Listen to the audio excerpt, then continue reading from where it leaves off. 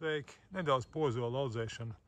Lai izaudzētu smukus taisnus ozolus, tos sākumā ir jāstāda vai nu kādā piesagā vai samērā cieši, daudz kokus uz platības vienību, kaut kādu 1–2 metru attālumā, tad viņi aug smuki un taisni, nezarojās, un tad, lai viens otru nenomākt, pa laikam viņas ir jātīra.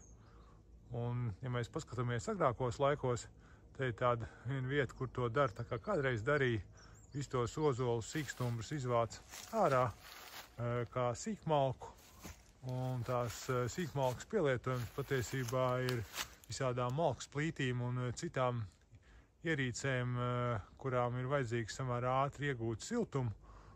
Tos sīko sortimentu ir ātri vienkārši sastrādāt, daļu pat varētu saskaldīt ar ciru vai ātri sazāģēt ar roku zāģīti. Tā ir iespējams tāda tradicionāla metode, kādā veidā kādreiz veidot ozolu meži, un arī pa šādu mežu, no kur ir izvākta viss sīkoksni, ir ērti un patīkami staigāt un patīkami saimniekot.